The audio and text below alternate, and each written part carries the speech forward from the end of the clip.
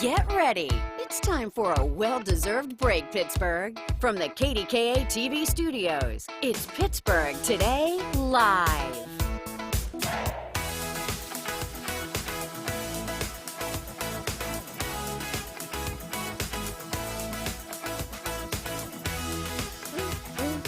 I love our walk-ins. It is a catchy theme, isn't it? It is a theme. And Yeah. it's funny because they should have rolled the first take of our walk-in because I couldn't walk in my shoes. Like, it's been at least 6 months Since you've had I've high worn heels high on? heels, and you forget. Yeah. Halfway through the hallway, Mikey's like, I can't walk in these. I mean, no one's wearing heels anymore. There's nowhere to go, but hopefully that changes a little bit this year. Well, hey, it's very nice to have you here today. Thank you. It's good to be here. It's been a while. Yeah. Yeah, so Heather has the day off, so we're lucky enough to have Mikey Hood joining us. And we want to start with something that it made me smile. Yeah. So it's this cat. I mean, this is not unheard of. Cats sometimes go places, they get out too far and then they need help.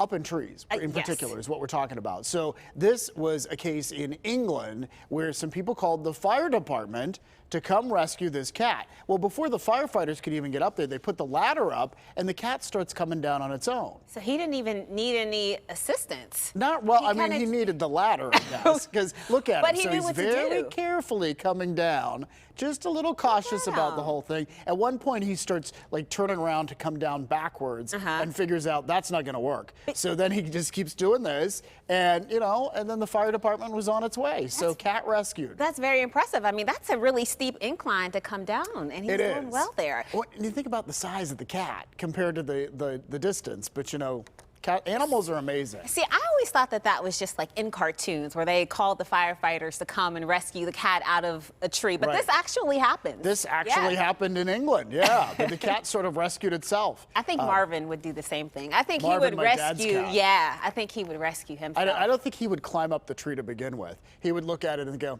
no. No, no way. So tell us how things are going with Wilson. Well, yeah, speaking of animals, a lot of people have been asking about Wilson, and he is doing spectacular. He's 6 months old this week, and so we've been out enjoying the weather, the sunshine, so that's out on the trail. Yeah, he knew I had treats in my pocket, so he's oh, that's what he's all about. That's why he's I thought sitting. maybe he loves the camera. Yeah, he does love the camera. So, but as you can see here, he's very fuzzy. So I took him to get a haircut It's like yesterday. before and after. His very first haircut. So that's him in the parking lot when he just came out of the groomers. And I tell you, it was tough to find a groomer available. Apparently, this is something that you have to schedule look far how in good. advance. Look how confident he looks. Wait a minute. Why? What is this picture?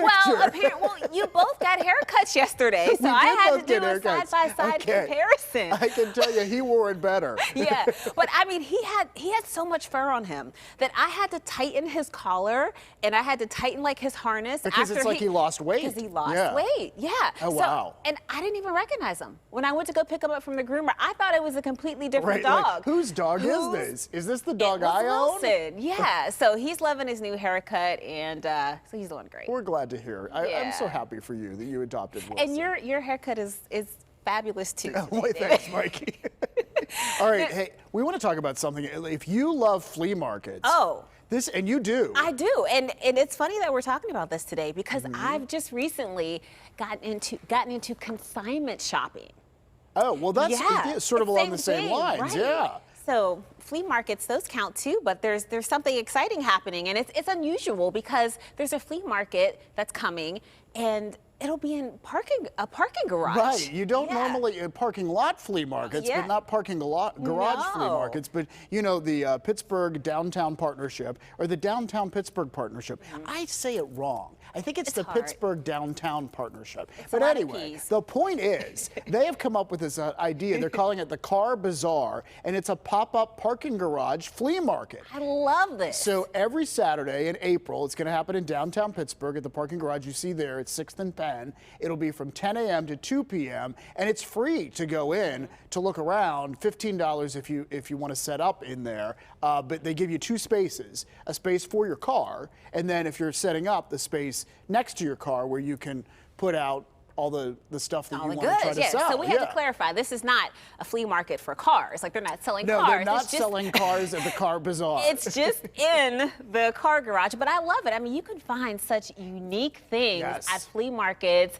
and at consignment shops that not everyone has. Matter of fact, at the last consignment shop I went to, I got these little earrings. These little gems. I mean, they're kind of basic, but they're fun. I have friends who are really good at finding great stuff. Like, they can just sort of sense it out. Like, as you're walking down the aisles, they can just sort of say, we need to stop here. Like, I can just tell that this is going to be a good one. Have you ever been to a flea market before? Oh, yes. Yeah. You said that with confidence. But I am not good at, like, finding the good stuff. I'm good at finding the food. Oh. Yes. That counts. That's good. That's a talent. It's good, yeah. All right.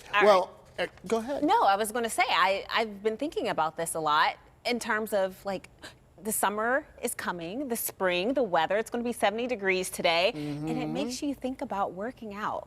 It does. And for me, it makes me think about it. I even get so far as I watch exercise videos on TV. Like, am I going to work out with this person? But you don't do But I anything? never actually get off the couch. Like, I just watch it, and I was like, that's a workout I could probably do. You probably shouldn't have told Pittsburgh Yeah, viewers that I today. just realized I just said that on television. Yes, you did.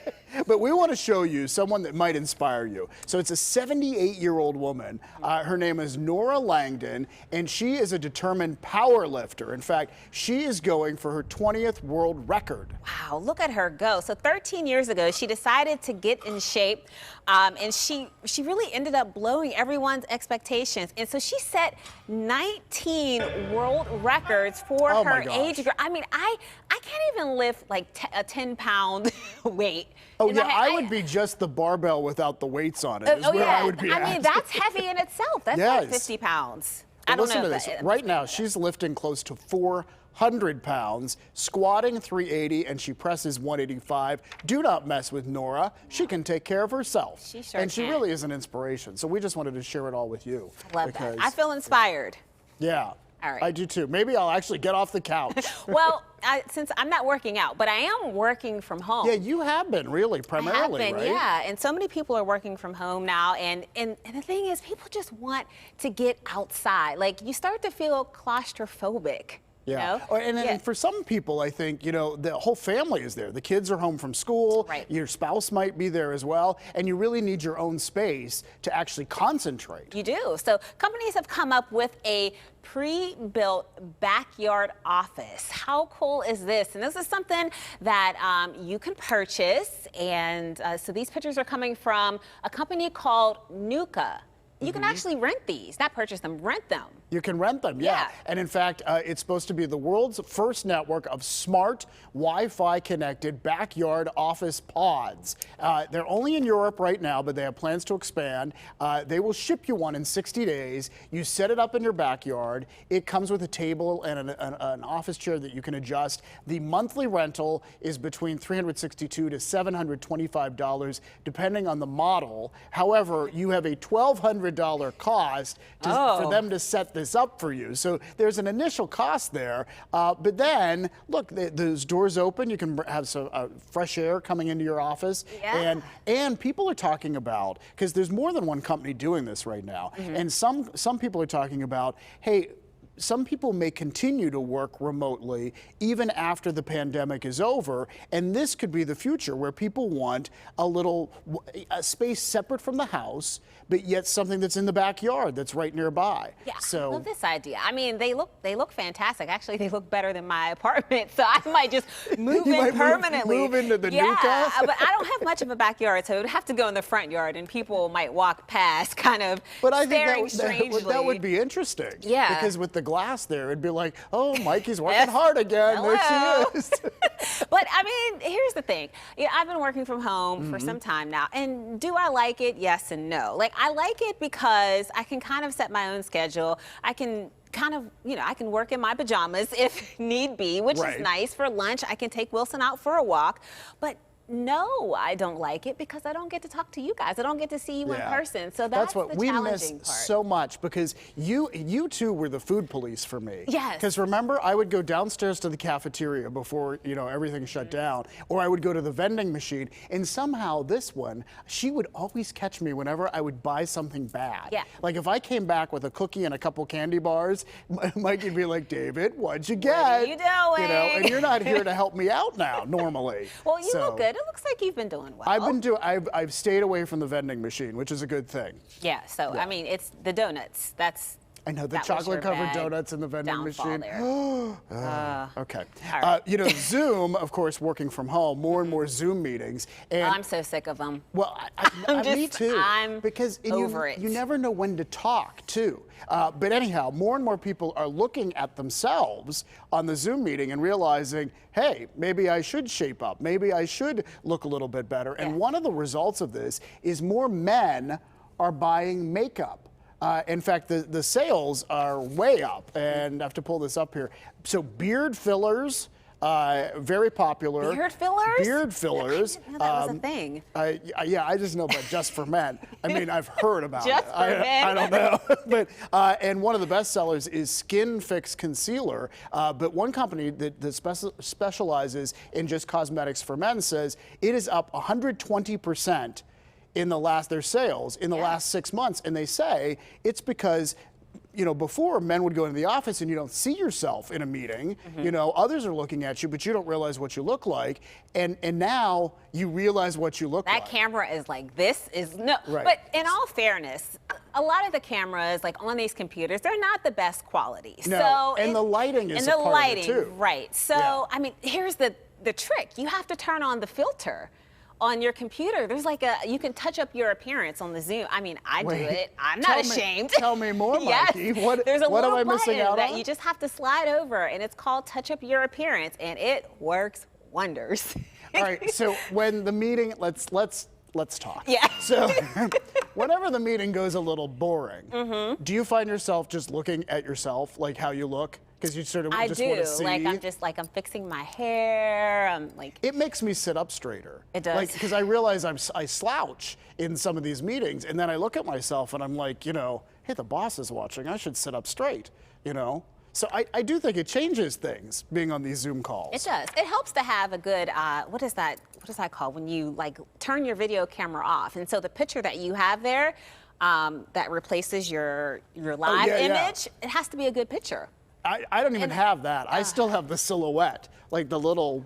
We have to get you updated. Yeah, here. well, I need to learn about these filters after the show. So, Mikey, I'm glad you're here today. All right, before we run out of time, we want to talk about one study that's very interesting, and it has to do with wearing glasses. Yeah. A study from China shows that wearing glasses may actually lower your chances of getting the coronavirus. And I think people talked about this at the beginning of the pandemic, but what they found out was doctors in China noticed that very few of their sick patients were wearing glasses. And they wondered, why are people who wear glasses not getting coronavirus? So the theory is that you touch your eyes less when you're wearing glasses, and that is one way to spread coronavirus. You know, you get it on your hands and then you touch your eyes in some way.